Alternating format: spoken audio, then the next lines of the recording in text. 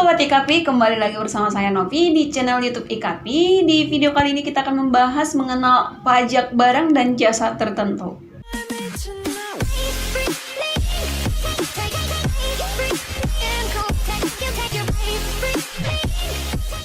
Dalam Undang-Undang Nomor 1 Tahun 2022 tentang hubungan keuangan antara pemerintah pusat dan pemerintah daerah, yang dimaksud dengan pajak barang dan jasa tertentu adalah pajak yang dibayarkan oleh konsumen akhir atas konsumsi barang dan atau jasa tertentu.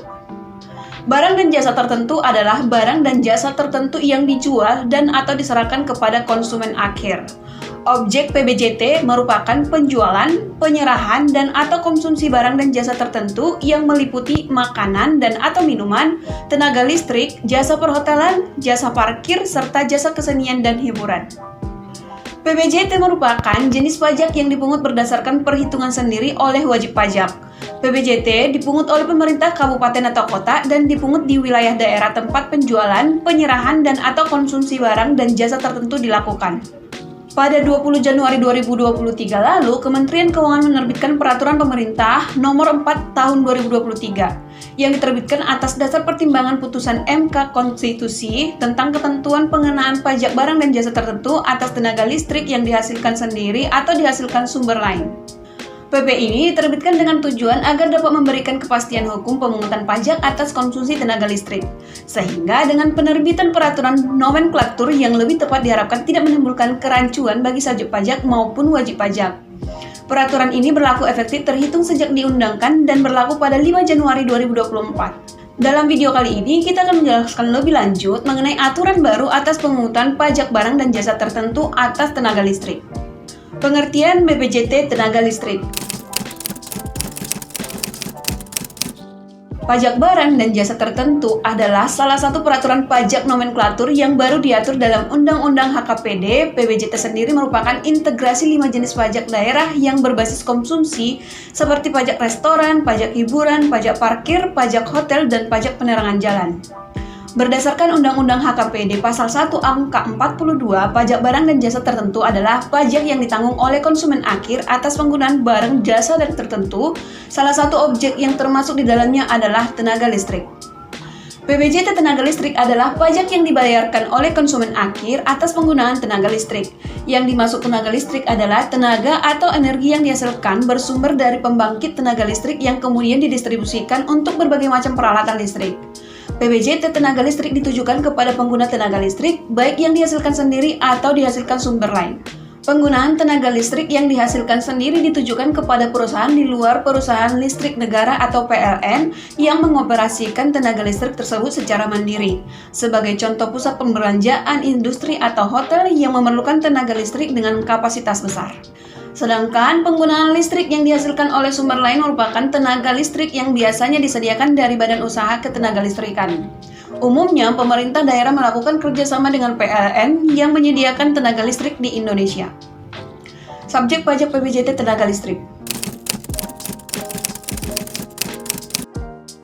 Subjek yang dikenakan PBJT atas penggunaan atau konsumsi tenaga listrik adalah konsumen akhir yang menggunakan tenaga listrik. Sedangkan pihak yang menjadi wajib pajak PBJT adalah orang pribadi atau badan yang melakukan kegiatan penjualan, penyerahan, dan penggunaan tenaga listrik.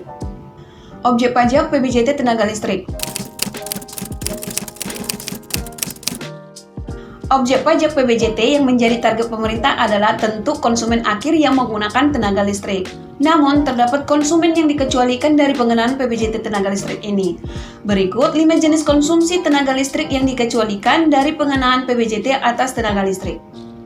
Yang pertama, konsumsi tenaga listrik oleh badan atau instansi pemerintah, baik pemerintah daerah ataupun penyelenggara negara lainnya.